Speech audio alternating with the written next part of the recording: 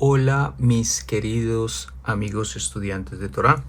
Hoy comenzamos con la Parashá Noaj, continuando con el estudio y la lectura del Midrash. Empezamos. Noaj, los pecados de la generación anterior al diluvio. A pesar de que los seres humanos ya no vivían más en el Gan Edén, su estilo de vida anterior al diluvio todavía se asemejaba al del Gan Edén. La vida era buena, en realidad era demasiado buena. Era una vida ininterrumpida, serenidad y placer. Por ejemplo, los hijos se concebían y nacían el mismo día. Un recién nacido podía pararse y caminar inmediatamente, y también era capaz de hablar. Aún más, ningún hijo se moría mientras sus padres estuvieran con vida. En realidad, todos los padres vivían para ver no solo a sus hijos, sino también a sus nietos. La generación anterior al Mabul poseía una fuerza física enorme. Como dice el Pasuk 6:14, los gigantes estaban en la tierra en aquellos días. Ellos eran capaces de extraer de raíz cedros enteros y consideraban a leones y panteras tan inofensivos como pulgas. Su fuerza no disminuía en la vejez, sino todo lo contrario, aumentaba con la edad. Esta fuerza desapareció únicamente después del Mabul. Vivían una vida muy prolongada, cientos de años. Solo cuando pecaron, Hashem dijo, y sus días serán 120 años. No conocían sufrimiento de ningún tipo. Sembraban solo una vez cada 40 años y la tierra producía una cantidad suficiente para los 40 años siguientes. No tenían que soportar ni calor ni frío excesivo, ya que no había variación de estaciones y el estado del tiempo era un continuo clima primaveral, suave y placentero. Solo después del Mabul fue que Hashem dijo, la siembra y la cosecha, el frío y el calor, el verano y el invierno y el día y la noche no cesarán. Como consecuencia de esos beneficios, desecharon la autoridad de Hashem diciendo, ¿para qué le seguimos necesitando? Ni siquiera necesitamos su ayuda para obtener agua, ya que no necesitamos de la lluvia. Estamos abundantemente provistos de agua, de diferentes fuentes. Tenemos los ríos y los pozos de la tierra. Hashem contestó, es justamente con la misma generosidad que yo les otorgué que se rebelan contra mí. Los castigaré con la misma sustancia, agua de lluvia y por lo tanto, 6:17, y he aquí que yo traigo el diluvio. ¿Cuáles eran los pecados de estas generaciones?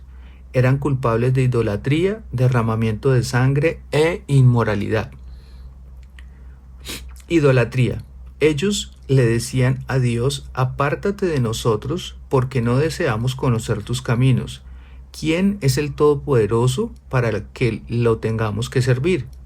¿Por qué le debemos rezar? Ellos reforzaban su independencia de Hashem, adquiriendo experiencia en hechicería, abandonaron a su Hacedor Supremo y servían a ídolos. Derramamiento de sangre. Eran asesinos. Su depravación era similar a la que luego encontramos en la perversa ciudad de Sodoma, como se explica en Parashá Vaerá, la perversidad de Sodoma. Inmoralidad. Estas generaciones rechazaban el mandamiento impartido a Adán, procread y multiplicaos. Dado que su meta en la vida era gratificar sus instintos, trataban de reducir al mínimo el número de hijos que engendraban. Esto explica las atrocidades que prevalecían en esos tiempos. Los hombres tomaban 2 esposas, una con el propósito de engendrar hijos, la otra como el placer. Se intercambiaban sus esposas, arreglaban contratos matrimoniales entre hombres y bestias, legalizando de esta manera relaciones prohibidas. Los jueces mismos eran corruptos. Hasta los animales imitaban sus caminos corruptos. El perro se unía con el lobo y el gallo con el pato. Sin embargo, Hashem habría indultado a estas generaciones perversas si hubieran pecado inconscientemente. pero a ellos les enseñaron las 6 mitzvot encomendadas a Adán, que incluían la prohibición de idolatría, el asesinato y el adulterio. Fueron castigados porque prefirieron ignorar los mandamientos de Hashem. A pesar de esto, Hashem habría continuado siendo paciente y moderado si no hubiese sido por el pecado adicional del robo. Hashem dijo: el fin de todo ser llegó ante mí. La acusación de ladronería llegó ante mí y por lo tanto no puedo prolongar más el castigo. ¿Cuáles eran las costumbres de la generación del diluvio? Si un hombre traía una canasta llena de arvejas, inmediatamente una multitud lo rodeaba y se las arrebataba. Cada uno tomaba habitualmente una pequeña cantidad que valía menos que una pruta, moneda pequeña. La canasta se vaciaba rápidamente. Sin embargo, la víctima no podía presentar su problema ante el juez porque cada uno de los inculpados podía alegar que había robado una cantidad tan minúscula que no era pasible de castigo según la ley. Rabí Eliezer caminaba por la calle y le pidió a uno de sus alumnos que le trajera una astilla de madera del cerco que rodeaba un viñedo para usarla como escarbadientes. A pesar de que el cerco era propiedad privada, era evidente que el dueño no se iba a rehusar a que le saquen una minúscula cantidad de madera sin valor. Sin embargo, Rabí Eliezer cambió de parecer y dijo: no me traigas la astilla. Los demás podrían seguir mi ejemplo y provocar eventualmente la destrucción del cerco. Rabí Shimon ben Elazar contó: una vez una niña me dio una lección en materia lógica. Yo atravesaba un campo cuando la niña me llamó: Rabí, este es un campo privado. Pero estoy caminando por el sendero, repuse. Este sendero, contestó, fue marcado por ladrones como usted.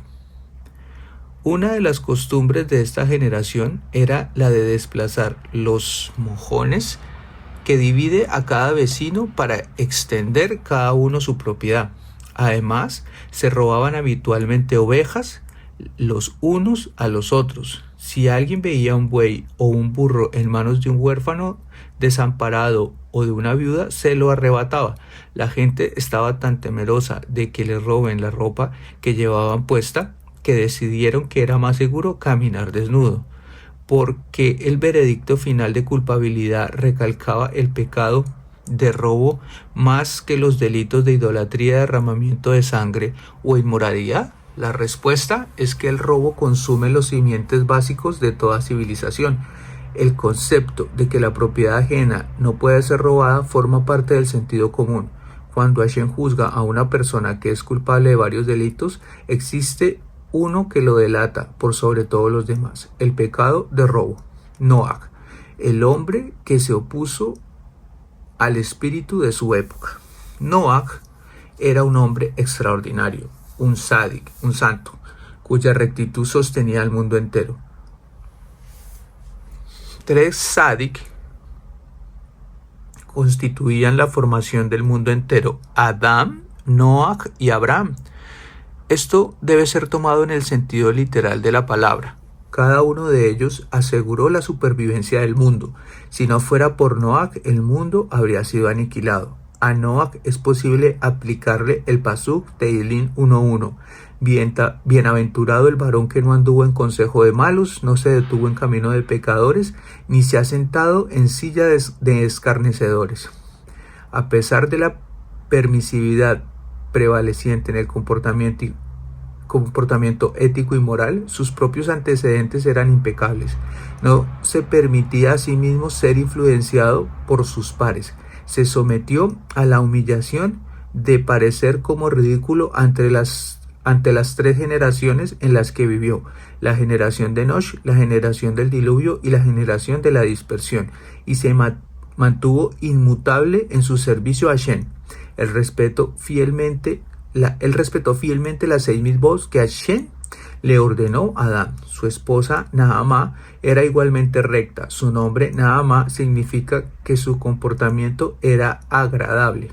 Tuvo 3 hijos varones, Jefet, Ham y Shem, quienes siguieron los caminos de Hashem, tal como les había enseñado su padre Noach y su abuelo Metushalah. De los 3, Shem es nombrado en primer término en la Torá porque era el más virtuoso. La Torá describe a Noach como un sádic, perfecto en su generación. ¿Qué nos sugiere este último agregado? Nos enseña que Noach era justo únicamente en relación con los de su generación. Si hubiese vivido en los tiempos de Moshe o de Shmuel, no habría sido considerado virtuoso. En el país de los ciegos, el tuerto es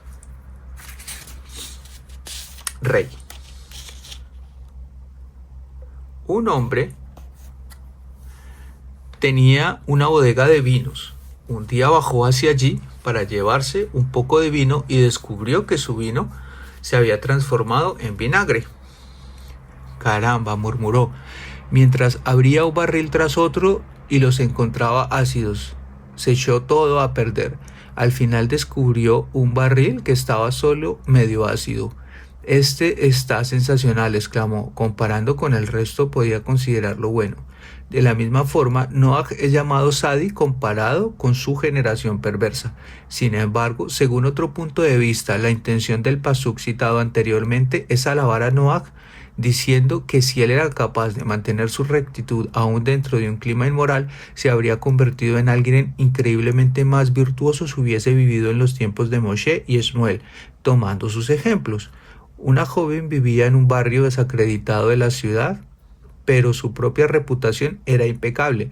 Si ella se hubiese instalado en un buen vecindario, se habría transformado, por cierto, en un brillante ejemplo de comportamiento intachable.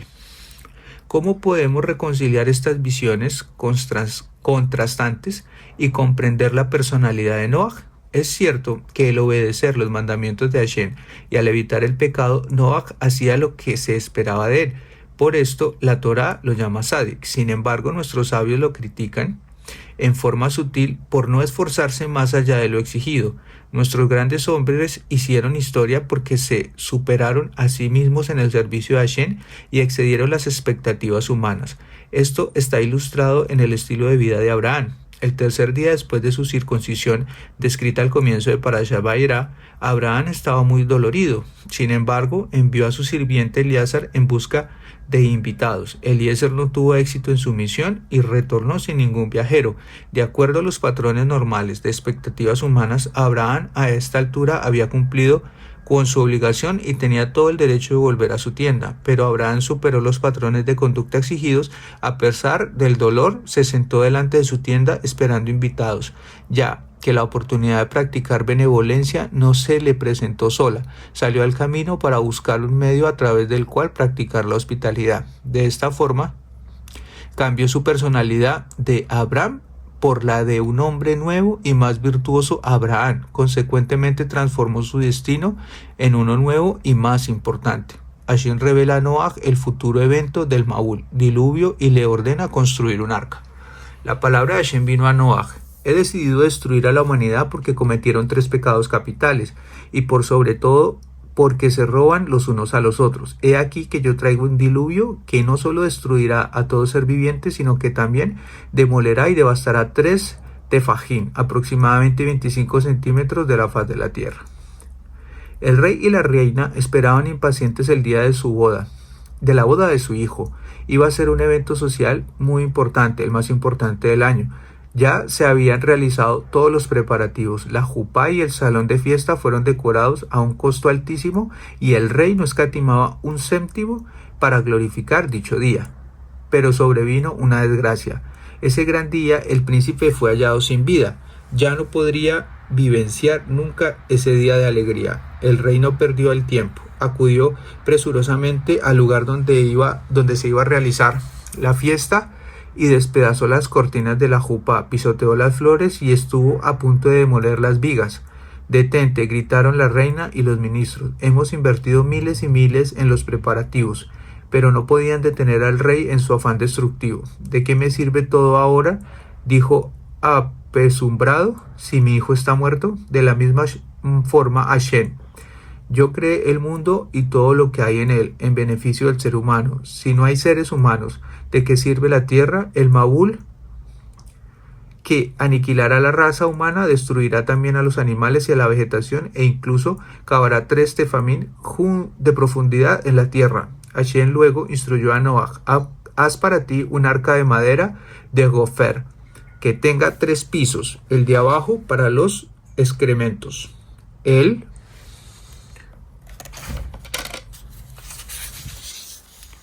del medio para los animales y el superior será reservado para el hombre. Poseerá compartimientos totalmente separados. Aquí un comentario personal que se me viene a la cabeza: esos 3 niveles. En el primero estaban los excrementos, en el segundo, que es el del medio, los animales, y en el superior será reservado para el hombre. Aquí podemos, digamos, que traer a nuestra mente conceptos cabalísticos frente a los niveles del árbol de la vida. Continúo. Poseerá comportamientos totalmente separados. Hashem le especificó a Noah cómo sería exactamente la estructura del arca que tenía que construir, como si se le señalara con su dedo. Recubrirás el arca por dentro y por fuera con alquitrán, le dijo a Noah. Ve al río Pishón y trae piedras preciosas para iluminar el arca. Quiero que sepas que el diluvio destruirá toda criatura que tiene hálito de vida. Empero tú habrás de entrar al arca, tú y tus hijos, tu esposa y las esposas de tus hijos contigo. Al escuchar las palabras, tú serás salvado en un arca. Noah debió haber implorado a Hashem que fuese misericordioso y que perdone al mundo, pero Noah no aprovechó la oportunidad de mediar en favor de sus contemporáneos. Él se diferenciaba de Moshe, quien ni bien escuchó a Hashem, que Hashem decretaba: y ahora déjame que se encienda mi furor contra ellos y los exterminaré, mas haré de ti un pueblo grande. Le replicó: ¿cómo puedo abandonar al pueblo judío para provecho propio? Él rezó hasta que Hashem perdonó a Cla Israel, mientras que Noah no rezó por su generación.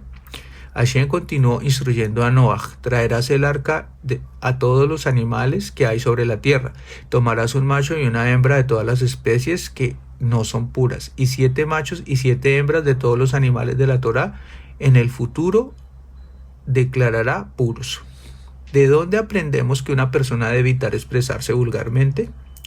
Al hablarle a Noah, Hashem no le dijo: de todas las bestias que son tamé impuras traerás 2. En cambio la Torá dice: de las bestias que no son tajor puras, evitando así el término más conciso, tamé impuras. Esto nos enseña que una persona debe expresarse siempre en forma refinada, evitando expresiones vulgares. ¿Cómo podré cumplir tu mandato?, preguntó a Noah. ¿Acaso soy un cazador que puede reconocer todos los diferentes tipos de animales y atrapar a todos? Tan pronto como Noah emitió dichas palabras, perdió la oportunidad de cumplir la misma. Hashem le respondió: no es necesario que tú captures a los animales, vendrán al arca por sí mismos. Hashem le prometió a Noah: haré un pacto contigo para impedir que se echen a perder las provisiones que llevas en el arca. El pacto también te protegerá de los hombres perversos de tu generación, quienes se verán imposibilitados de dañarte o de impedirte que entres al arca a pesar de su fuerza superior. Noah construye el arca y junta a los animales. Noah tardó 120 años en construir el arca. Hashem le reveló el secreto de cómo hacer crecer la madera para obtener las vigas del arca con la medida exacta del árbol. Aprendió que el árbol debía plantarse con 120 años de anticipación a fin de que creciera más adelante hasta la medida correcta. Aprendió también cuánto tiempo tardaba un árbol en crecer hasta la medida de 300 amot, aproximadamente 150 metros, y cuánto tardaba un árbol en llegar a los 30 amot, aproximadamente 15 metros, o 50 amot, aproximadamente 25 metros. Noah plantaba cada árbol en la época apropiada para que produzca vigas en la medida adecuada para el arca, vigas que ya no eran necesario cortarlas a medida. Noah debía plantar personalmente los árboles para obtener la madera del arca, ya que el arca poseía un grado de kedushá, santidad, comparable a la santidad del Mishkan. Por cierto, Hashem podría haber salvado a Noah por métodos más fáciles que el de construir un arca. Por ejemplo, podría haber ordenado que el agua no tocara la casa de Noah, pero ¿por qué le dio entonces esta complicada tarea de construir el arca? Sin embargo, existen varias razones por las cuales Hashem eligió un arca para salvar a Noah del Mabul. 1. Los elaborados preparativos necesarios para la construcción del arca atrajeron la atención universal. De esta forma, la construcción del arca sirvió para advertir a esa generación que mejorasen por su comportamiento. Sus contemporáneos le preguntaron a Noah: ¿por qué te ocupas de construir un arca? Este es el mandato del amo del universo, respondió Noah, ya que él se propone destruir un diluvio sobre la tierra. La gente le contestó con una maldición: si es que alguna vez llega a haber un diluvio, que caiga sobre tu propia casa. A pesar de que esa generación se le otorgó 120 años para reflexionar sobre las palabras de Noah y arrepentirse, nadie se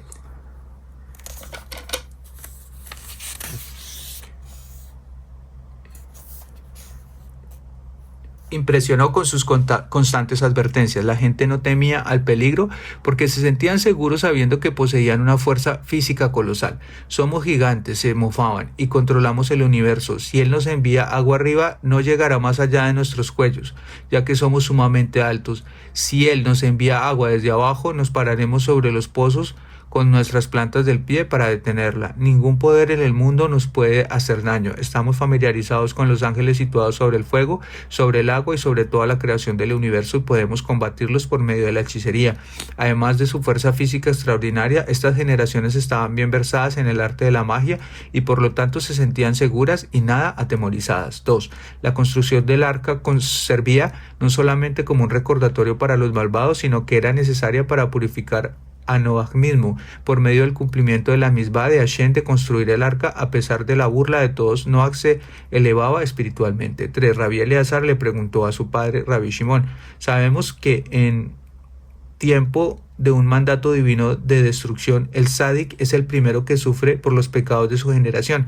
Ya que esto es así, no comprendo cómo se salvó Noah y no pereció por los pecados de su generación. Rabí Shimon le respondió: Noah debía salvarse porque Hashem lo eligió para engendrar las futuras generaciones. A fin de evitar que el ángel acusador lo individualizara, Noah debió construir un arca donde pudiera esconderse y así estar oculto mientras el castigo del diluvio barría el mundo.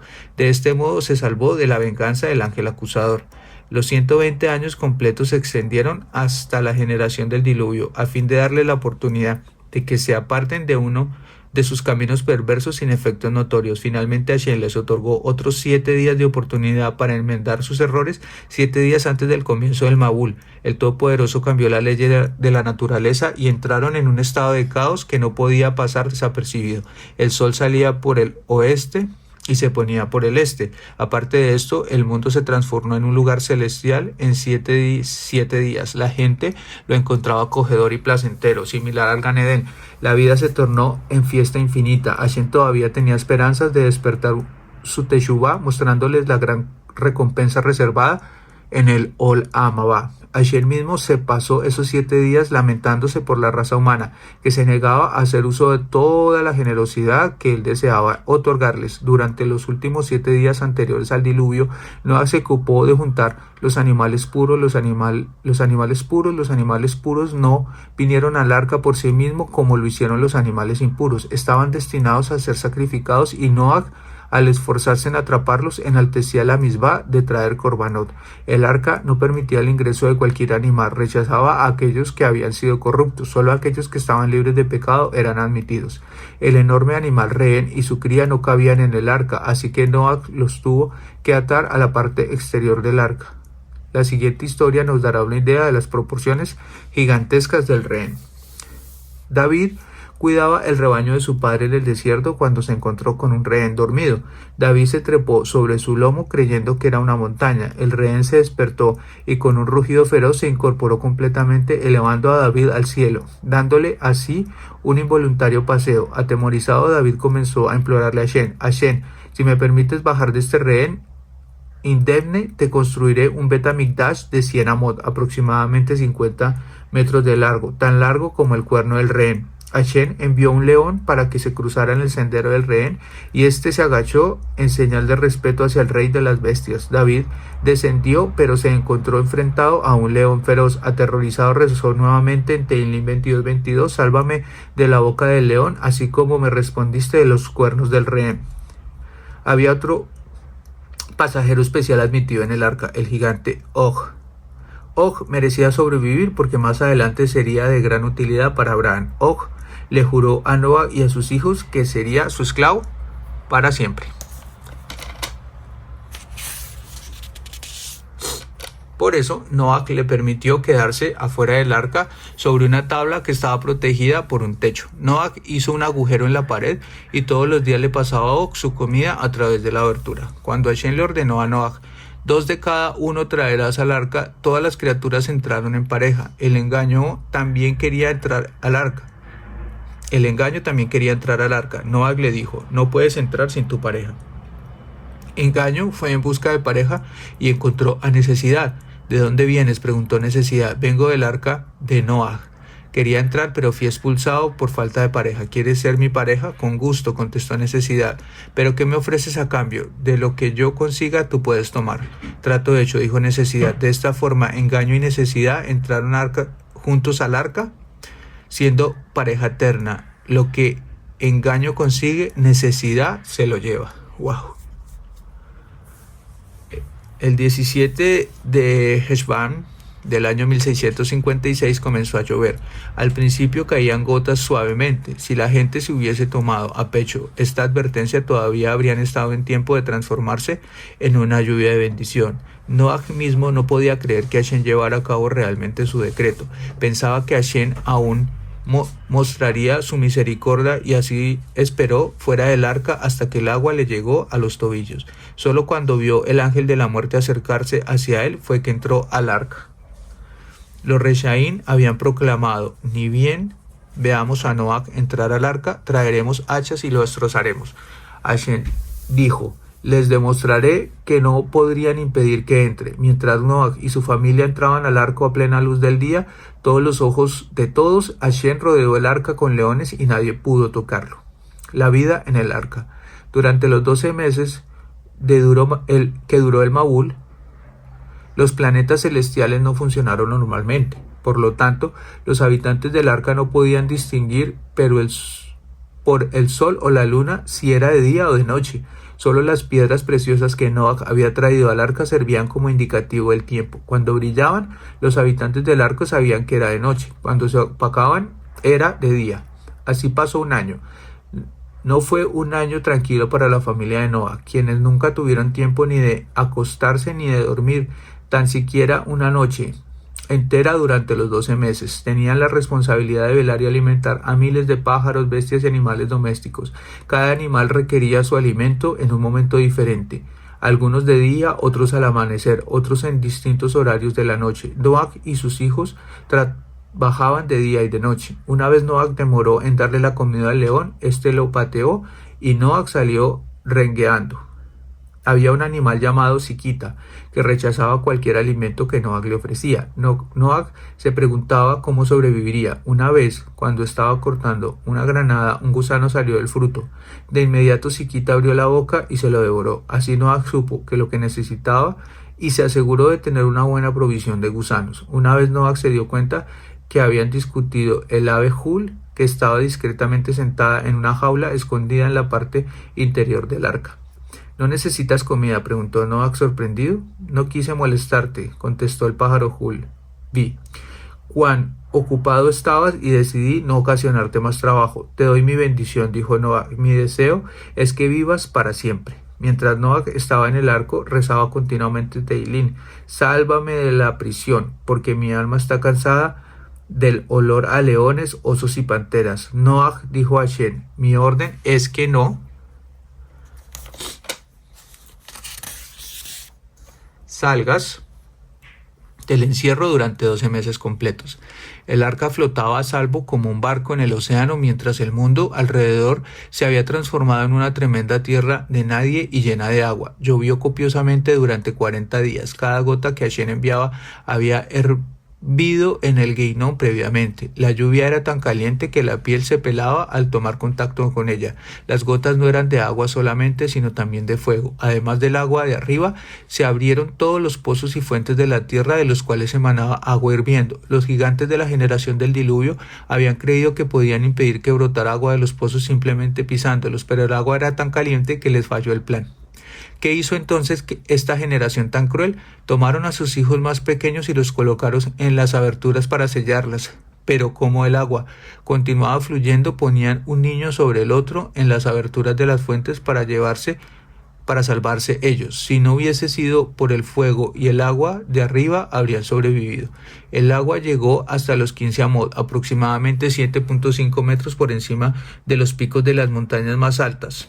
Porque esta generación se ha burlado despectivamente. Somos gigantes de 15 amos de altura, y si alguna vez sobreviene una inundación, nos pararemos sobre las cimas de las montañas y así estaremos a salvo. Ahora el nivel del agua estaba por encima de ellos y se ahogaron. El agua del Maúl contenía las sustancias más tóxicas. Solo los peces sobrevivieron porque no habían pecado como las otras criaturas. Todos los cuerpos humanos se desintegraban completamente. Ni un simple hueso se conservó intacto, ni siquiera el más pequeño. Luz en el extremo inferior de la espina dorsal. El emperador Adriano le preguntó a Rabí Yehoshua ben Hananiah de qué parte del cuerpo humano reviviría Dios a los muertos en el futuro. Del hueso luz de la espina dorsal, contestó Rabí Yehoshua. ¿Cómo lo sabes?, preguntó. Tráeme un hueso y te lo demostraré, respondió Rabí Yehoshua. Cuando le trajeron el hueso luz a Rabí Yehoshua, le demostró al emperador que a pesar de que lo molió en un molino, no se pulverizaba. Lo arrojó al fuego y no se quemó, tampoco se disolvió en el agua. Finalmente Rabí Yehoshua trajo un martillo y golpeó al hueso. El martillo se rompió y el hueso sobrevivió. Cuando un hombre muere, el hueso luz se preserva a fin de formar la base a partir de la cual el cuerpo puede reconstruirse en los tiempos de Tejiat Hametim. Pero la generación del diluvio era tan malvada que ningún hueso del esqueleto se salvó, ni siquiera el hueso luz. Ninguno de ellos será restituido de la vida cuando se levanten los muertos de sus tumbas. No estarán entre los que revivan para ser juzgados y sentenciados. La memoria de la generación del diluvio fue borrada de la faz de la tierra. Noach envía el cuervo y la paloma. Llovió durante 40 días. De esta forma la generación recibió su merecido en su justa medida por haber transgredido la Torá de Hashem, otorgada en Ar Sinai al cabo de 40 días.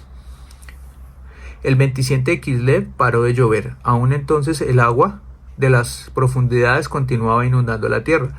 El Mabul duró 150 días. El primero de Sivan, Hashem recordó los méritos de Noach al haber velado por los animales del arca, cerró las fuentes de la tierra y envió al viento para dispersar el agua. Solo 3 fuentes continuaron fluyendo en memoria del Mabul. Una es la más conocida fuente termal de Tiberias en Eretz Israel. El agua continuó bajando hasta que pudieran verse los picos de las montañas. El primero de Av, Noach esperó nuevamente 40 días y luego abrió la ventana del arco. Se preguntaba si el clima era apto tanto para el hombre como para los animales y decidió enviar un pájaro mensajero para averiguarlo.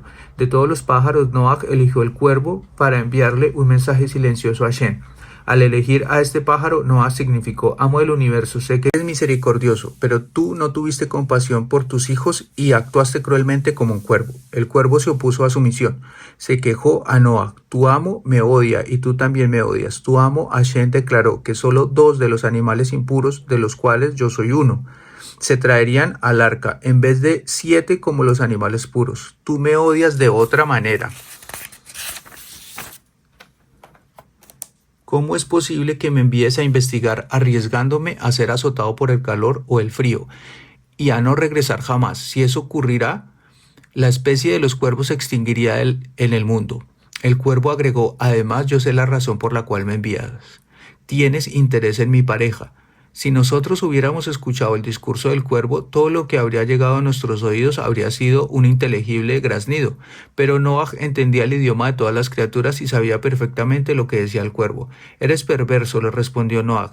Yo no me uní ni a mi propia esposa en el arca porque Hashem prohibió a todas las especies de cohabitar mientras estemos en el arca. ¿Cómo puedes sospechar de que yo cometa un acto de esta prohibición? De todas maneras, de hecho, el cuervo sospechaba de Noach porque él mismo era culpable de cometer actos ilícitos. El cuervo era uno de los 3 que desobedecieron la orden de Hashem de separarse de su pareja mientras estuvieron en el arca. Los tres que pecaron y copularon en el arca fueron el perro, el cuervo y el hijo de Noah, Ham.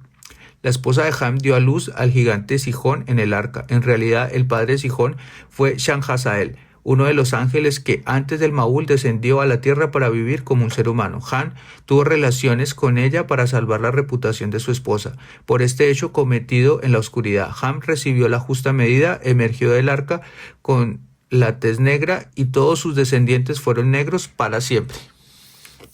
Noah ya conocía el mal comportamiento de Cuervo. Cuando lo llamó perverso, Noah pensaba: es por eso que precisamente te elegí entre todos los pájaros para abandonar el arca. En primer lugar, eres perverso y transgrediste las instrucciones de Hashem. Por lo tanto, no me importa exponerte al peligro y no tengo misericordia por ti como lo tendría con otros pájaros. En segundo término, tu pareja está encinta y aún si mueres, tu especie va a sobrevivir. Por lo tanto, Noah no escuchó la queja del cuervo y la expulsó del arca, pero el cuervo nunca cumplió su misión y se limitó a dar vueltas alrededor del arca. Noah se rehusó a que entre nuevamente al arca, pero Hashem le ordenó a Noah: admítelo, llegará el día en que su especie será vital para el universo. Los cuervos serán necesarios en el futuro para proveer el alimento al profeta Eliyahu durante una época de sequía. Volarán diariamente desde el palacio del rey Yoshafat hasta el río Krig y le proveerán el pan y la carne de la cocina del rey. Entonces Noah autorizó al cuervo a entrar nuevamente al arca. Esperó 7 días y luego envió otro mensajero para investigar si el nivel del agua había bajado. Esta vez Noah eligió una paloma. La paloma, al contrario del cuervo impuro, es conocida por su pureza y la fidelidad a su pareja. Noah estaba seguro de que no le reprocharía como lo había hecho el cuervo. La paloma no pudo encontrar lugar donde descansar porque la tierra estaba todavía cubierta de agua. El vuelo de la paloma está registrado en la Torá como una profecía para el futuro. Al clan de Israel se le compara con la paloma. Las otras naciones se las compara con el agua. Así como la paloma no encontró lugar para descansar en medio del agua, del mismo modo el clan de Israel no encontró lugar para reposar en el exilio. Así como la paloma regresó a su casa, el arca, así los Bene Israel regresarán en el futuro a su patria. Esto ya se cumplió. La paloma regresó al arca y Noah esperó otros 7 días antes de enviarla nuevamente. Esta vez la paloma regresó sosteniendo en su pico una hoja de olivo. Mas, ¿de dónde arrancó la hoja entonces? ¿No era que todas las plantas habían sido destruidas en el Maúl? Si abrieron las puertas del Gan Edén y fue allí que la paloma encontró la hoja. El Gan Edén está lleno de hermosas plantas. ¿Por qué entonces la paloma no eligió una hoja de alguna otra planta más fragante que la hoja del amargo olivo? Al traerle una hoja de olivo a Noah, la paloma le transmitió un mensaje: prefiero recibir mi comida de la mano de Hashem, aunque sea tan amarga como el olivo, o en vez de que tú me alimentes en el arca con alimentos más dulces que la miel. Esto nos sirve como lección a los seres humanos para que optemos por un estándar de vida más bajo en vez de aceptar limosna. Noah comprendió que debía haber pedazos de tierra seca porque de otra forma la paloma no podría haber volado hasta el Gan Edén, pues necesitaba un lugar para descansar en el interín. Noah esperó otros 7 días y envió la paloma otra vez para ver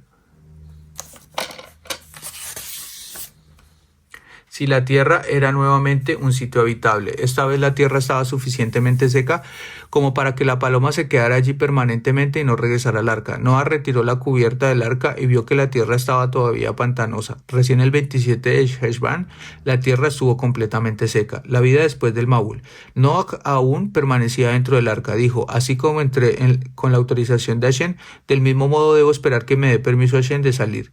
Luego escuchó la orden de Hashem: sal del arca, tú y tu esposa y tus hijos y las esposas de tus hijos junto a ti. Todas las criaturas que están contigo harás salir. Cuando Noah pisó la tierra, no pudo reconocer al mundo que había dejado un año atrás. Se vio rodeado por un inmenso desierto árido. Noah sollozó: amo del universo, lloro, eres llamado misericordioso, debiste haber tenido compasión por tus criaturas.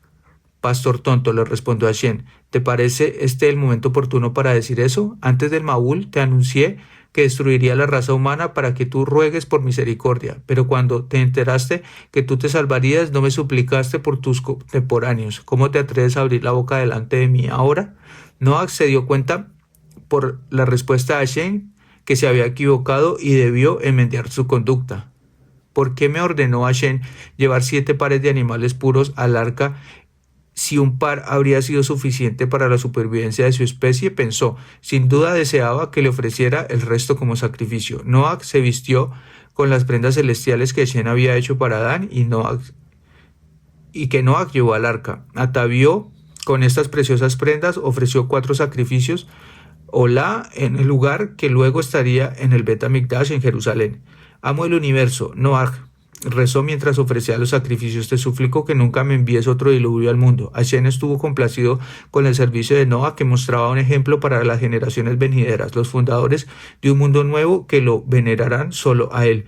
Nunca más maldeciré a la tierra por culpa del hombre. Hashem contestó, ni destruiré a toda criatura viviente como lo he hecho. Te prometo que nunca más habrá un diluvio sobre la tierra. Para evitar reincidencia en la conducta perversa previa al Mabul, Hashem cambió las condiciones de vida de la humanidad, transformando la vida en problemática y dificultosa. La causa subyacente de los vicios que hicieron necesario el diluvio fue la vida despreocupada que gozaba estas generaciones, la cual les permitía llevar una vida buena sin tener que recurrir a Hashem. Nunca sufrían ni de frío ni de calor, no conocían la desgracia ni una muerte prematura, no tenían dolor y en una temporada producían los alimentos suficientes para los siguientes 40 años. En consecuencia sentían que no podían prescindir del Todopoderoso.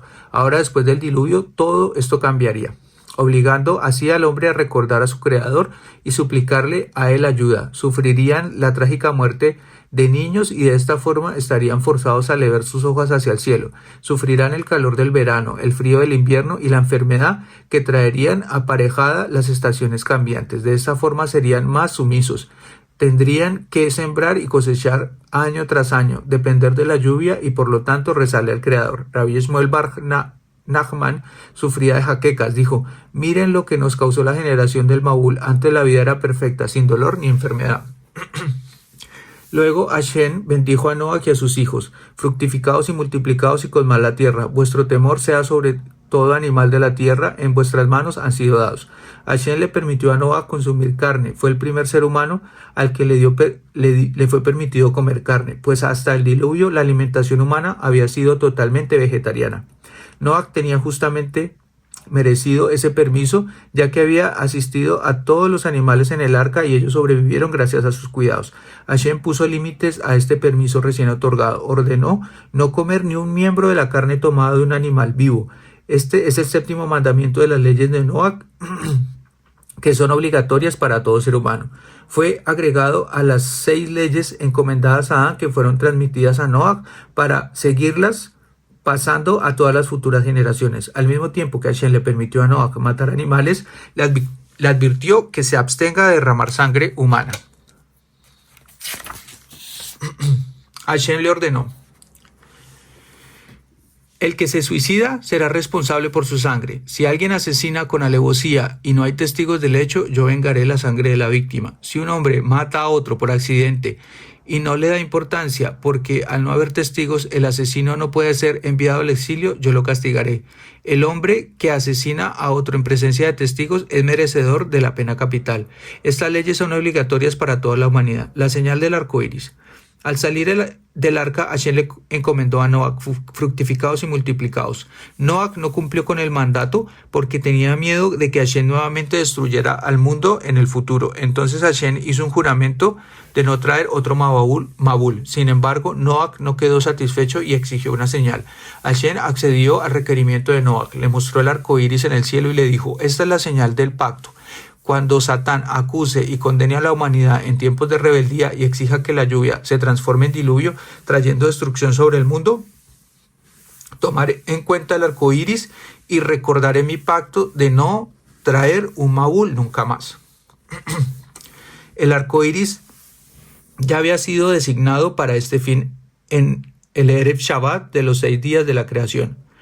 ¿Por qué razón se eligió el arco iris como símbolo de paz entre Hashem y la humanidad? Hashem dijo: cuando traje el Mabul, mi arco estaba dirigido contra el hombre. El arco iris se asemeja a un arco al revés, lo cual significa que no habrán más arcos del firmamento enviados para destruir la humanidad.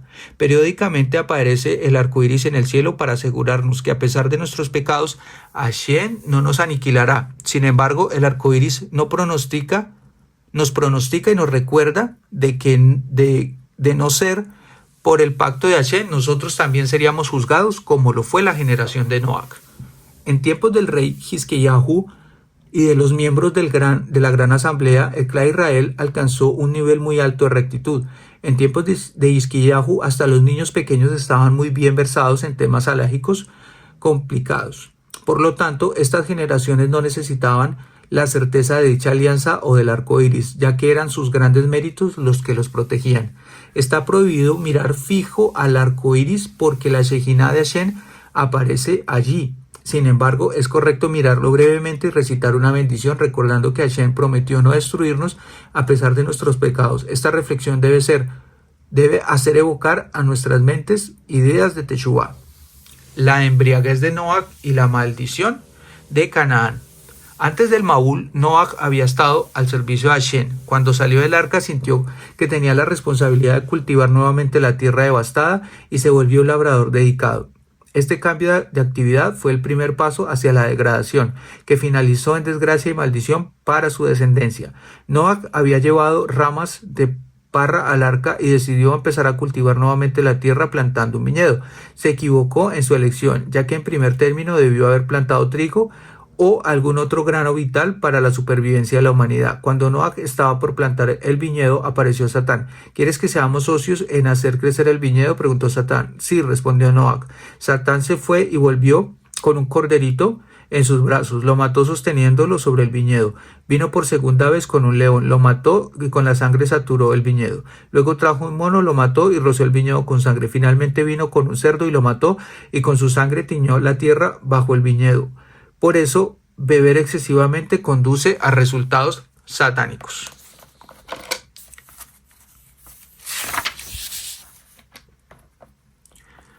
Si un hombre toma una copa de vino, se asemeja al cordero dócil y pacífico. Si toma 2 copas, se asemeja al león, jactancioso de los grandes proyectos que llevará a cabo. Luego 3 copas, baila como un mono. Después de 4 copas, vomita y se revuelca en el fango como el cerdo. Noach se regocijaba cuando veía cómo el viñedo crecía a una velocidad increíble. Floreció, maduró y la fruta estuvo lista el mismo día que la plantó. Noach cosechó las uvas y probó el vino. Luego de la primera copa, Noach tomó una segunda y la tercera. La alegría de Noach debe considerarse en contraposición a la desolación y a la tristeza de la tierra después del diluvio. El vino recién triturado representa el nuevo comienzo de la fertilidad de la tierra. Con razón, Noach en su alegría no se limitó a tomar una pequeña cantidad. Cuando Canaán, el nieto de Noach, entró en la tienda de su abuelo, lo encontró ya siendo ebrio y descubierto. Corrió a informar a su padre Ham, y al escuchar la noticia fue a ver a su padre y lo maltrató en forma depravada.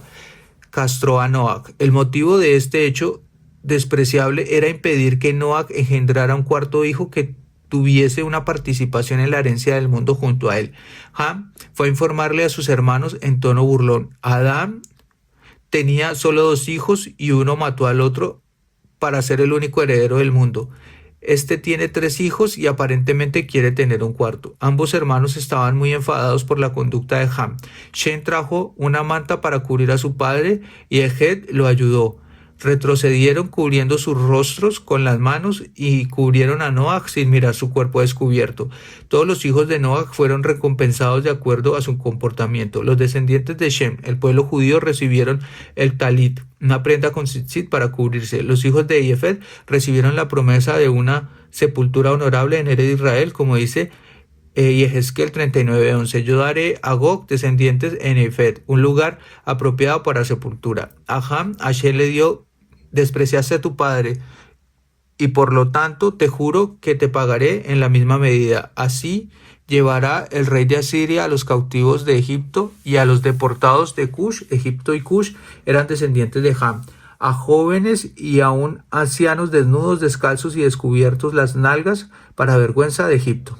Cuando Noach despertó de su embriaguez, se dio cuenta de lo que había hecho su indigno hijo Ham. Por lo tanto, lo maldijo en retribución por haberme impedido engendrar un cuarto hijo. Yo maldigo a tu cuarto hijo, así como tú me impediste engendrar un hijo que estuviera a mi servicio, de que tu cuarto hijo se transforme en un esclavo al servicio de sus hermanos. Noach no maldijo a Ham mismo, sino que maldijo solamente al hijo de Ham, ya que Hashem ya había bendecido a Noach y a sus hijos. Una vez que Ham tenía la bendición de Hashem, la maldición de un ser humano no tendría efecto. Los africanos acusaron a los judíos en la corte de Alejandro Magno. La tierra de Canaán nos pertenece, aseveraron. La razón por la cual esta tierra lleva este nombre es porque pertenecía a nuestro antepasado Canaán y los judíos se la arrebataron. Se debía responder al cargo y los sabios buscaron a alguien que lo refutara. Un judío, Gebijá ben Pesisá, se ofreció para hablar en defensa de los judíos y le dijo a los sabios: por favor, permitan que me presente en la corte de Alejandro. Si la otra parte gana, podrían decir: nuestro delegado era un hombre simple. Si yo gano, díganle que en la Torá salió victoriosa. Los sabios aceptaron la propuesta. Gebijá preguntó a los africanos en presencia de Alejandro: ¿en qué se basa vuestro reclamo? En las escrituras, contestaron. Si es así, dijo Gebijá, yo lo voy a refutar basándome en las escrituras. Y Noach dijo: maldito seas Canaán, esclavo de esclavos, habrás de ser para tus hermanos. Veamos, si un esclavo adquiere algo, ¿no le pertenece esa propiedad a su amo? En realidad, el esclavo mismo es propiedad del amo. No solo la tierra de Canaán nos pertenece, sino que ustedes también son nuestra propiedad y han evadido el estar a nuestro servicio. Respondiéndole, ordenó Alejandro: diríjanse a los africanos. Déjanos 3 días para pensar en el asunto, pidieron los africanos. Al no encontrar un argumento válido, huyeron rápidamente.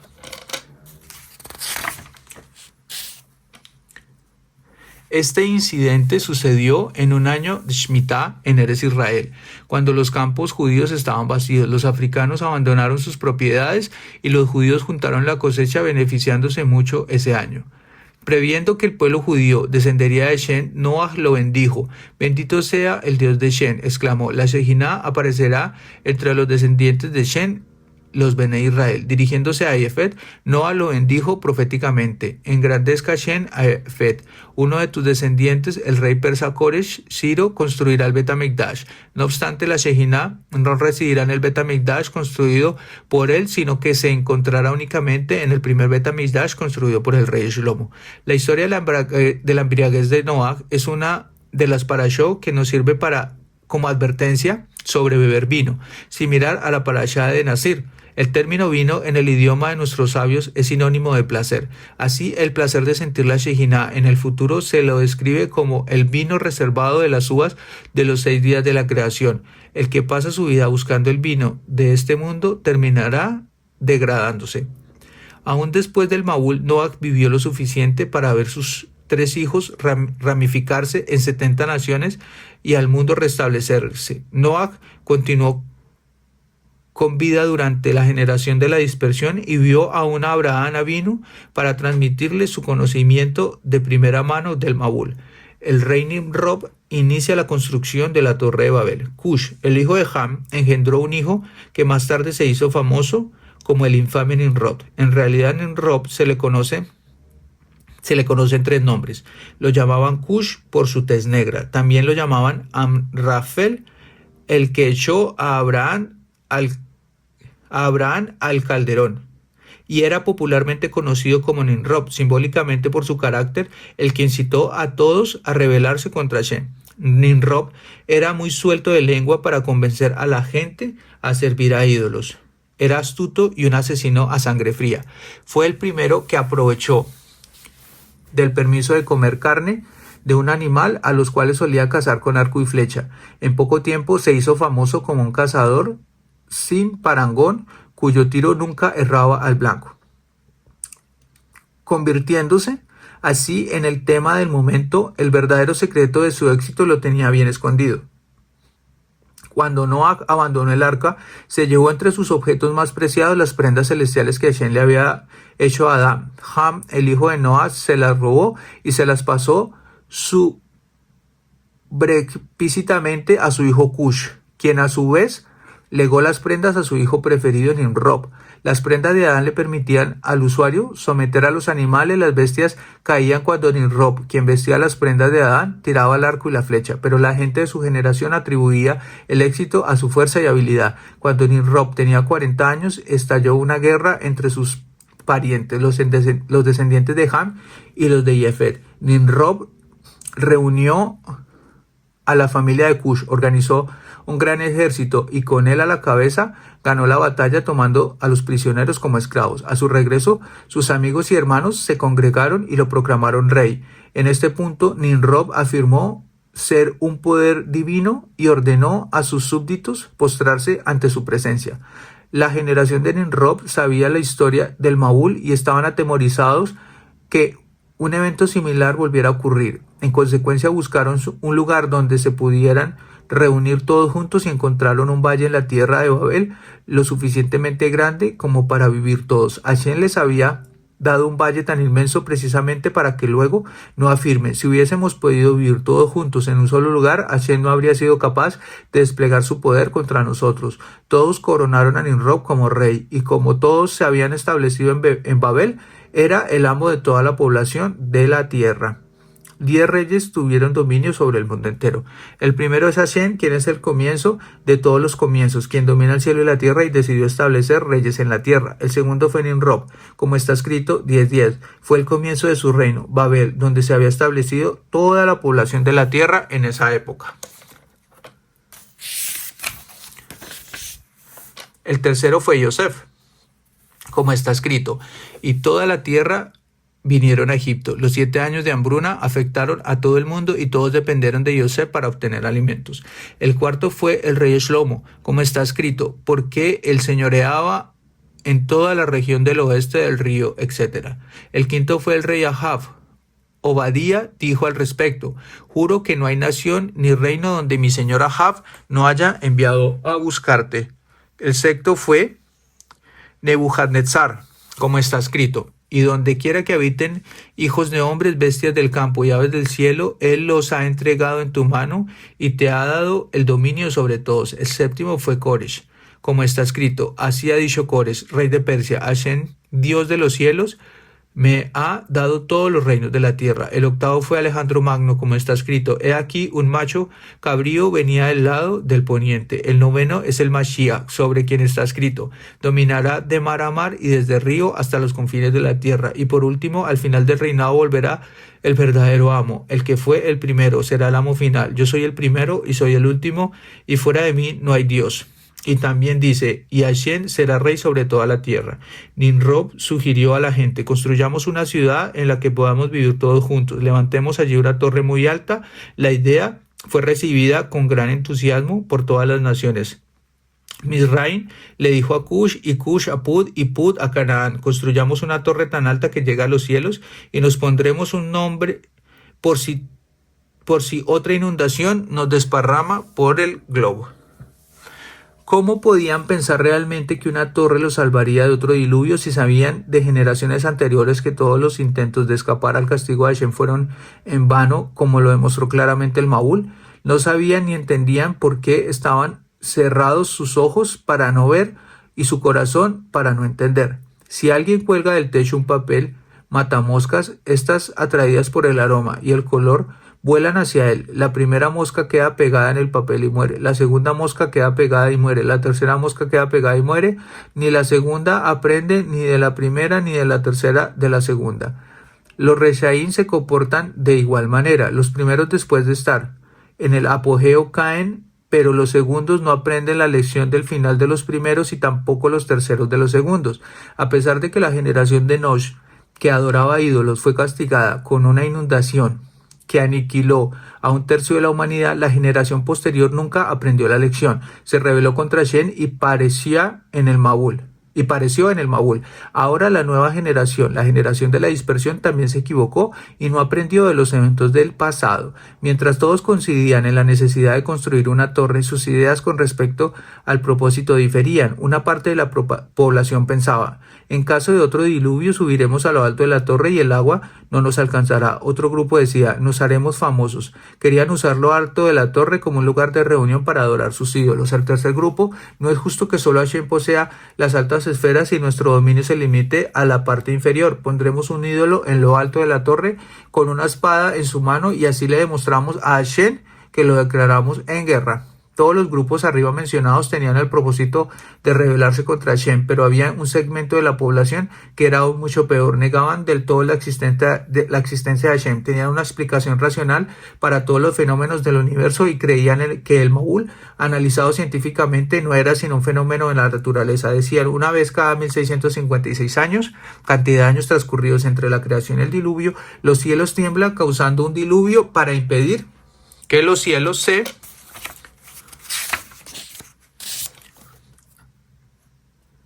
derrumben nuevamente. Debemos tomar precauciones y construir soportes, uno en el norte, uno en el sur y uno en el este. El primer pilar será esta torre en el este, en el Valle de Babel. A pesar de que se propusieron construir una ciudad, nunca llevaron a cabo este plan, sino que se concentraron en la torre. La torre era un proyecto tremendo. Como no había piedras en Babel, de que era un valle, inventaron su propio material de construcción, horneando barro en un horno de ladrillos y usando los ladrillos en vez de piedras. Hashem permitió excepcionalmente que tuvieran éxito para que después no se quejaran diciendo: si solamente nos hubieses dejado construir la torre, hubiésemos podido vencerlo.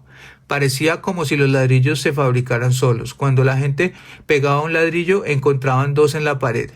Cuando ponían dos, encontraban 4 ladrillos. La torre creció y pronto estuvo tan alta que se tardaba un año en llegar a la cima. Había 2 filas de escalones, una al este y otra al oeste de la torre. La del este era para el ascenso y de la del oeste para el descenso. Tenían que intercambiarse constantemente para subir los materiales de construcción. Estaban tan fanatizados en su fervor de terminar la torre que si un ladrillo se caía y se rompía, sollozaban diciendo: qué difícil será reemplazarlo. Sin embargo, si una persona se caía y se moría, nadie siquiera se molestaba en mirarlo. Un hombre joven de 48 años pasaba por la construcción. Se llamaba Abraham Ben Terak. Lo conocían por haberse opuesto a la construcción de la torre. Cuando la gente se le había acercado para invitarlo: únete a nosotros para construir la torre, ya que eres un hombre fuerte y nos serás de mucha utilidad. Él se había negado, diciendo: ustedes abandonaron a Hashem, quien es la torre, y en su lugar eligieron una torre de ladrillos. Cuando Abraham pasó y vio a los constructores, los maldijo en nombre de Hashem, diciendo: destrúyelos, oh Señor, confunde su lengua. No le prestaron atención a la reprimenda de Abraham. La gente le respondió burlona: miren a esta mula inútil, es estéril. Abraham trató de persuadir a la gente para que crean a Hashem, por lo tanto ellos lo refutaban diciendo que él era estéril, citando esto como prueba de que Hashem no recompensa a sus seguidores. Además, otras 3 personas no intervinieron en la construcción de la torre: Noah, su hijo Shem y su nieto Eber. Shem engañó a sus hijos y nietos por tomar parte en la construcción. ¿Contra quién quieren luchar?, les preguntó. ¿Contra el que creó el mundo superior y el inferior? Pero nadie se tomó a pecho la reprimenda, salvo uno de los hijos de Shem, Ashur, quien abandonó el proyecto diciendo: ¿cómo puedo servir junto a estas personas malvadas? Su paso siguiente fue partir y establecerse en un lugar desolado fuera de Babel. Dijo a Shem: que daré 4 ciudades a cambio. Ashur construyó 4 ciudades, entre ellas la gran ciudad de Nínive. Fin de la torre y dispersión de la generación. Hashem descendió junto a 70 ángeles y juzgó a la generación. Hashem decidió: les daré una última oportunidad para hacer teshuvá. Si la aprovechan, les perdonaré aunque no lo merezcan, porque por lo menos reina la paz y la amistad entre ellos. Dado que la generación no hizo teshuvá, recibió su merecido. Cada segmento de la población recibió un castigo proporcional a la gravedad del pecado cometido. El grupo que dijo: subamos a lo alto de la torre para estar a salvo de otro diluvio, fue dispersado por todo el globo. Cada uno fue devuelto a la región a la que había pertenecido antes de establecerse en el Valle de Babel.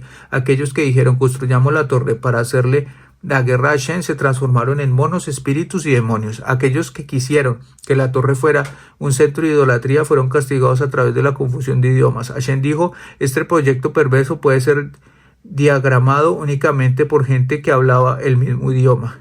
De ahora en adelante estarán divididos porque carecerán de un idioma común. En vez de comunicarse como antes, en Lashon HaKodesh, hebreo, la gente se encontró de repente hablando 70 idiomas diferentes. La confusión fue inmediata cuando uno se dirigía a sus amigos. Sus palabras eran ininteligibles para los demás. Uno decía, dame agua, y el otro en vez de agua le tiraba tierra encima. Uno decía, dame una soga, y el otro tomaba un serrucho y le pegaba matándolo. Se armó una pelea y un tumulto infernal. Tomaron sus espadas y comenzaron a matar a sus amigos. La mitad de la humanidad pereció bajo la espada. ¿Cuál fue el final de la torre? Al tercio más bajo se le otorgó la tierra, al tercio más alto se incendió y el tercio del medio permaneció en el suelo. Para tener una noción de la enorme altura de esta torre debemos mencionar que aún la parte que quedó después de la destrucción era tan alta que si alguien ascendía veía las palmeras de abajo como minúsculas langostas tan pequeñas parecían desde arriba.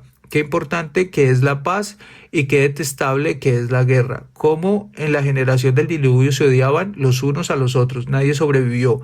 No quedaron ni rastros. En la generación de la dispersión, sin embargo, eran unidos y la amistad reinaba entre ellos. Por eso sobrevivieron. Las 10 generaciones entre Noah y Abraham. Una vez finalizada su rutina real, el rey estaba dando un paseo en la orilla del mar. Ay, el brillante de la corona salió de su engarce y desapareció en la arena. Inmediatamente se llamó a todos los servidores, vinieron equipados con palas, rastrillos y cernideros para buscar en la arena el objeto extraviado. No pudieron encontrar nada en el primer montículo de arena, tampoco en el segundo. Recién en el tercero montículo encontraron el objeto de su búsqueda. El rey ha encontrado su joya. Hashem estaba buscando el hombre más justo para ser el antecesor de una nación temerosa a Dios. No pudo encontrarlo en la familia de Ham, tampoco lo pudo hacer en la familia de Yefet, pero sí logró en la familia de Shem. De todos modos, Hashem tuvo que esperar 10 generaciones hasta que encontró a Abraham. 1. Shem, 2. Arpachshad, 3. Shelach, 4. Eber, 5. Pelag, 6. Reu, 7. Zruch, 8. Nahor, 9. Terach y 10. Abraham. ¿Por qué la Torá enumera estas 10 generaciones? Hashem quiere demostrarnos que los pasó a través de un tamiz, y solo al final encontró su joya, Abraham, y tú viste que su corazón era fiel ante ti. La Torá nombra a las 10 generaciones con el propósito de enseñarnos que todos tenían libre albedrío y hubiesen podido ser grandes personas. En nuestra parábola, el rey no pudo encontrar su brillante inmediatamente, incluso buscó durante mucho tiempo. Del mismo modo, Hashem esperó mucho para que apareciera un gran hombre, pero Abraham fue el único que se elevó por sobre el resto de la humanidad. Si Abraham era la meta esperada de todas las generaciones que le precedieron, ¿por qué no fue elegido para ser el primer hombre de la historia en lugar de Adán? Hashem dijo, Abraham debió haber sido creado antes de Adán, pero si Abraham me fallaba, ninguna otra persona sería lo suficientemente grande como para corregir su error. Creé a Adán primero para que, en el caso de que pecara, viniera luego Abraham y corrigiera su falta. Al pecar, Adán y Javá hicieron que la Shejina se alejara del primer cielo, pero Abraham hizo retornar la Shejina a la tierra. Adán trajo la muerte a la humanidad, pero Abraham le dio vida al mundo al ser hospitalario y al poner a la gente bajo las alas de la Shejina. La primera de las 10 pruebas a la que fue sometido Abraham. Nacimiento de Abraham y reconocimiento de Hashem.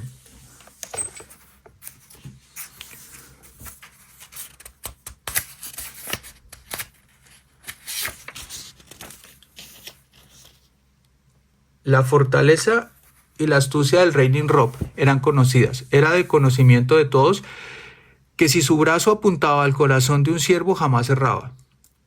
Pobre de aquel que osara dudar que él era una divinidad autocreada. El verdugo estaba siempre listo al lado del trono. Un día los astrólogos de Nimrod se acercaron al trono humildemente y se postraron ante el rey. Majestad, anunciaron, vinimos a avisarle de un gran peligro amenazando vuestro trono. Las estrellas avisaron que nacerá un niño en vuestro reino que negará vuestra divinidad y vencerá a nuestra majestad. Nimrod se dirigió a sus ministros. ¿Qué medidas me sugieren tomar? Respondieron rápidamente. Ordeno que todos los varones recién nacidos sean aniquilados. Este es un buen consejo. Programen una reunión de arquitectos y ordénenles diseñar casas especiales para confinar allí a toda mujer que vaya a tener familia. Luego nos aseguraremos de que solo a los recién nacidos del sexo femenino se les perdone la vida. Terak, uno de los hombres más honorables de la corte, estuvo presente en la reunión y preguntó riéndose: espero que no quieran incluir a mi esposa en este nuevo reglamento, ¿no? No nos referimos a tu familia, Terak, le aseguró el rey. Eres uno de mis ministros más confiables. Este cruel edicto fue promulgado y a partir de ese momento todos los varones recién nacidos fueron asesinados. Mataron a más de 700,000. Una mañana los astrólogos de Nimrod solicitaron una nueva audiencia. El peligro aún está presente, oh rey. Hemos observado una estrella encima de la casa de Terak, surcando el firmamento en todas las direcciones y devorando 4 estrellas en el este, norte y sur. Esto señala claramente el valor recién nacido de Terak, quien conquistará tu reino. Ordenan a Terak entregar a su recién nacido, le compensaré su pérdida con un tesoro en oro y plata. Los mensajeros se apresuraron hacia lo de Terak y exigieron al niño. Entrega a tu hijo, en el nombre de Nimrod, le ordenaron. No les daré a mi hijo, respondió. El rey te ofrece un tesoro en oro y plata a cambio. Terak se rió despectivamente. Vayan y digan a vuestro amo, le dicen al caballo, te cortaremos la cabeza y recibirás a cambio un vagón de heno. Tontos, contestó el caballo. Si me decapitan, ¿quién comerá el heno? Si matan a mi hijo, ¿quién heredará mi oro y mi plata? Los mensajeros se fueron, pero Terak no se quedó tranquilo. Apúrate, le ordenó a su esposa Amtalai. Envuelve al niño y escóndelo en una cueva, lejos de la casa. Estoy seguro que pronto regresarán. Así fue. Poco tiempo después, los delegados del rey golpearon a su puerta, pero Terak ya estaba preparado. Les dio el hijo de su fiel sirviente en su lugar. ¿Y cuál fue el destino de su pequeño Abraham? Se crió en una cueva lejos del mundo cruel de la que lo circundaba. Con su mente fenomenal reconoció a su creador desde que tuvo 3 años. Habiendo llegado a esta conclusión, observando y razonando, quizás debería adorar a la tierra, pensó, porque es debido a lo que ella produce que nos mantenemos, pero en realidad la tierra no es tan poderosa porque depende del cielo para la lluvia. ¿Debo entonces inclinarme ante el firmamento? El poder que domina el firmamento es, por cierto, el sol, que mantiene al mundo con vida por su calor y su luz. El sol debe ser el Dios poderoso que me creó a mí y a todo el universo que me rodea. Abraham se postró ante el sol, pero cuando cayó la noche y el sol desapareció, dando lugar a la luna, Abraham pensó que la luna debía ser divina, pero abandonó la idea cuando se dio cuenta que la luna brillaba solo de noche. Finalmente, al observar el ritmo habitual del día y de la noche, de las estaciones y de todas las leyes de la naturaleza, Abraham dedujo que existe la presencia de un creador sabio y omnipotente. Abraham se preguntó, ¿cómo es que los cuerpos celestiales salen y se ocultan a una hora determinada? Debe haber una inteligencia superior que los dirige. Un vagabundo pasaba por un castillo. Como quería saber qué había dentro, dio vueltas a su alrededor buscando la entrada. Todo fue en vano. Llamó a viva voz, pero nadie le contestó.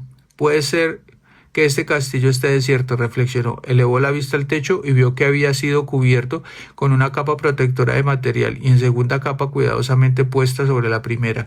Este castillo debe ser habitado, dijo el vagabundo, sino ¿quién puede haber puesto 2 capas sobre el techo tan meticulosamente? No lo vi a él, dijo Abraham, pero comprendo que solamente un Dios poderoso y misericordioso puede haber creado al mundo a mi alrededor y solo su inteligencia superior puede mantenerlo funcionando. A él le haré la reverencia. Como el tiempo pasaba y las predicciones de los astrólogos no se hacían realidad, el rey revocó el decreto y Abraham pudo regresar a su casa. Abraham se rebela contra las creencias de su época. El negocio de Terak era la venta de ídolos. El joven Abraham hacía todo lo posible para convencer a la gente de que no los comprara. Una vez su papá se tuvo que ir de viaje y dejó a Abraham a cargo de la tienda. Las instrucciones para el hijo eran: Cuanto más grande es el ídolo, mayor precio debes cobrar. Si entra una persona importante, ofrécele un ídolo grande. Si es un cliente de menor importancia, ofrécele uno chico. Terak se fue. Un hombre de aspecto imponente, de espaldas anchas, entró a la tienda. Dame un ídolo grande que esté a tono con mi estatus, le dijo pomposamente al joven a Abraham. Abraham le entregó el ídolo de mayor tamaño que pudo encontrar en las estantes y el hombre extrajo de su bolsillo una cantidad sustancial de dinero. ¿Cuántos años tiene usted?, le preguntó Abraham. Tengo 50. ¿Y no tiene vergüenza de adorar a un Dios que tiene solamente un día de vida?, le preguntó Abraham. Mi padre lo terminó de hacer ayer. Perturbado, el hombre metió el dinero en su bolsillo y se fue. Una anciana vino a la tienda, le dijo a Abraham que la noche anterior habían entrado los ladrones a su casa y le habían robado sus dioses. Así preguntó Abraham si sus dioses fueran incapaces de protegerse a sí mismos de los ladrones, como pretende que la protejan a usted. Tiene razón, admitió la mujer. Pero ¿a quién hemos de servir? El creador de los cielos y la tierra, el que nos creó a usted y a mí, contestó Abraham. La mujer se fue sin comprar ningún dios. Otra mujer vino con un recipiente lleno de harina para ofrecerle a los dioses. Abraham tomó un hacha y rompió uno de los ídolos, excepto el de mayor tamaño. Colocó el hacha apoyada contra el ídolo grande. Cuando Terak regresó y vio todo en ruinas, exclamó furioso: ¿Qué pasó aquí? ¿Por qué he de ocultarte la verdad?, contestó Abraham. Mientras estabas afuera, una mujer trajo harina para ofrecerla a los dioses. Cada uno quería ser el primero en recibirla. El grande recibió insultos, entonces tomó el hacha y rompió a todos los otros. ¿Qué tontería es esa?, gritó Terak. Tú sabes perfectamente que ellos no hablan ni se mueven. Así, replicó Abraham, te pido que pienses en lo que acabas de admitir. ¿Por qué lo sirves entonces? Un día le tocó el turno a Terak de liderar el servicio a los dioses en el palacio real de Nimrod. Terak lo llevó a Abraham a la capital. Llegaron al palacio de Nimrod y vieron que había una gran exhibición de dioses de oro, de plata, de cobre, de madera y de piedra. Terak llevó pan y vino y se les ofreció a los dioses. Tomen, coman, beban. Abraham dijo a los ídolos y estarán saciados. Ningún ídolo se movió ni emitió sonido alguno. Ya ves, no valen nada, señaló Abraham. Arrojó a todos los ídolos y los juntó en un montón, luego les prendió fuego y huyó rápidamente del palacio. Esto ya no podía ser pasado por alto. Terak mismo, un súbdito leal al rey Nimrod, denunció ante el rey la falta cometida por su hijo. Abraham salió airoso en su primera prueba, había fijado su atención al reconocer al Creador y había rechazado la idolatría. Abraham en prisión.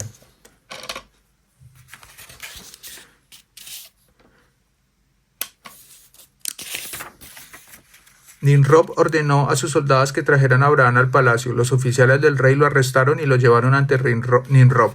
Nimrod estaba sentado en lo alto de su trono, el cual era una creación artística situada en la parte superior de una torre de forma de espiral, compuesta de 7 diferentes materiales. El que se acercara debía postrarse ante el rey. Abraham fue llevado ante el rey, pero se mantuvo erecto.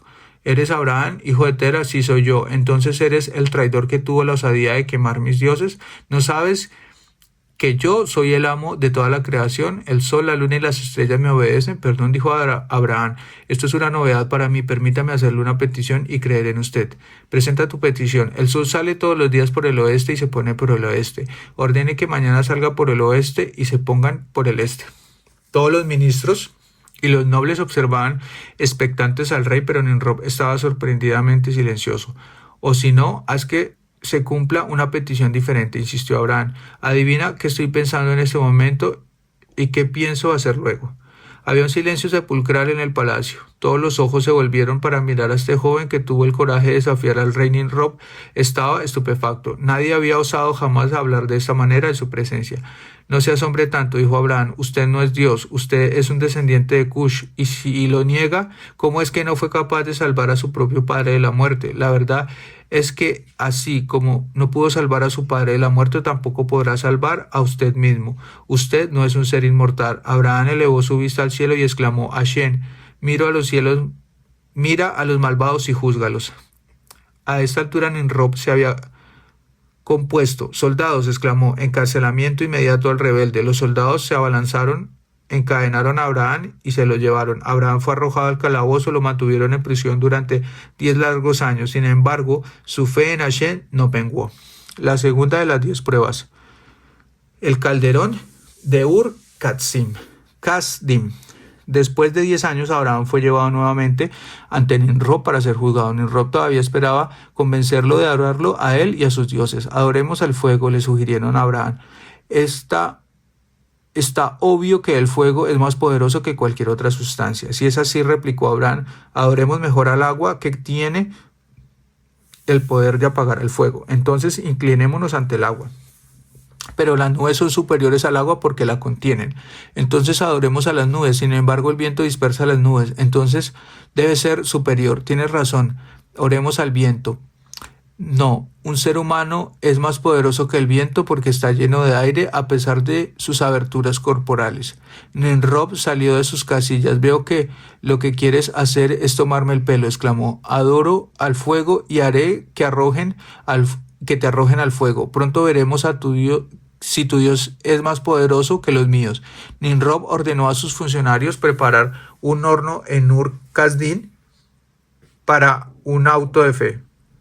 Los funcionarios del rey proclamaron: quemaremos a un traidor. Se aceptarán contribuciones de madera para la fogata dentro de los próximos 40 días. Las contribuciones fueron generosas. Abraham debió permanecer de pie y encadenado durante 3 días, mientras los esclavos de Nimrod apilaban madera a su alrededor hasta una altura de 5 amot, aproximadamente 2.5 metros. Al tercer día, los esclavos ajustaron aún más las cadenas de las manos y de los pies de Abraham. Cuando se enteraron todos que un traidor iba a ser quemado, se congregó una multitud. Las mujeres y los niños se paraban sobre los techos para presenciar este acontecimiento. Antalai, la madre de Abraham, se acercó a besar a su hijo. Inclínate ante Nimrod, hijo, aunque sea una vez, le rogó, y te salvarás de las llamas. Nunca abandonaré a Shem, madre. Estaban presentes los representantes de todas las naciones. Le decían a Abraham: esta es tu última oportunidad. ¿De qué lado estás? Estoy del lado de Hashem, amo del universo. Los esclavos de Nimrod lo tomaron y lo lanzaron sobre las llamas ardientes. En este momento el ángel Gabriel le rogó a Hashem: permíteme extinguir las llamas y salvar al Sadik del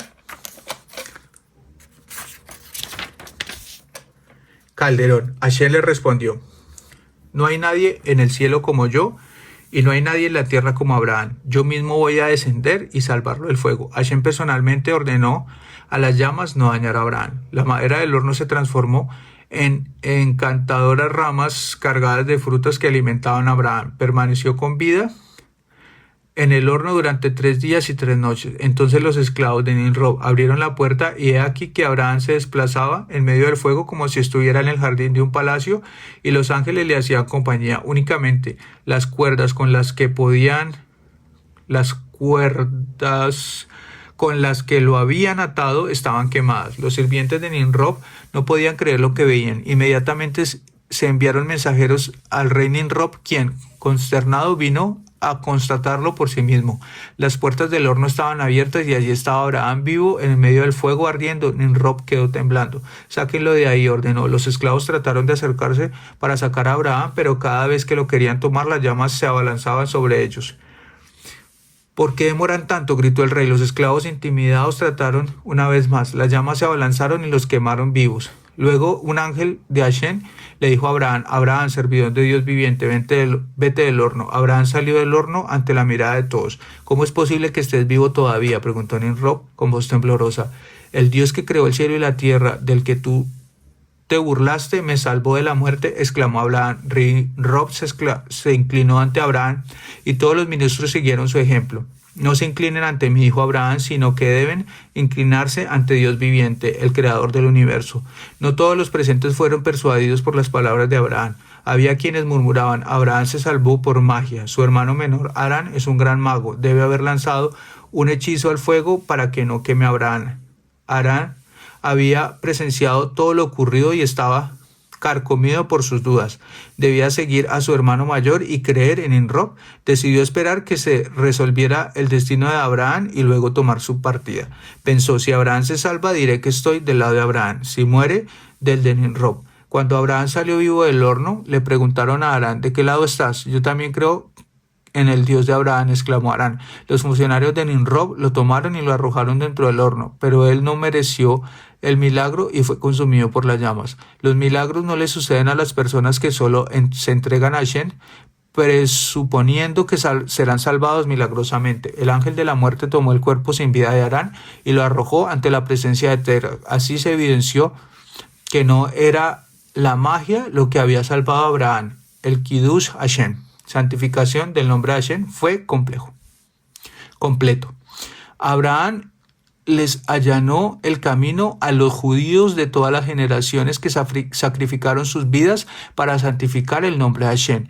¿De dónde si no sacaron la fuerza de voluntad innumerables judíos, y muchos eran judíos simples, para soportar heroicamente el martirio en nombre de Hashem? Esta es una potencialidad de toda alma judía, una cualidad adquirida por Abraham, nuestro antecesor, en Ur-Kasdin y heredada como legado a todos sus descendientes.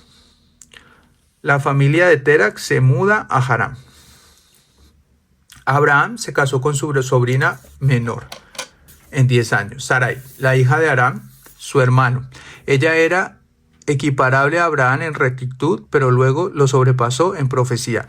Sarai era estéril y no tenía hijos. Luego del incidente del horno, Térah dijo: la vida de mi hijo estará en peligro si nos quedamos aquí. Debemos mudarnos a un lugar que esté fuera del dominio de Nimrod. Abraham accedió porque no quería depender de los continuos milagros. Tomaron a sus esposas y a Lot, que era el hijo de su hermano, Harán, quemado por Nimrod al ser arrojado al horno, y partieron rumbo a Eretz Israel, que era Eretz Canaán en ese momento. Cuando llegaron a Harán y Térah se dio cuenta que allí no había ningún peligro, no continuó su viaje a Canaán, sino que se estableció allí. En ese momento Abraham tendría 70 años. En Harán, Abraham convocó asambleas públicas para proclamar la verdad de un solo creador e instó a servirlo. Luego de los discursos públicos estaba dispuesto a debatir sus propuestas con cualquier persona que los cuestionara.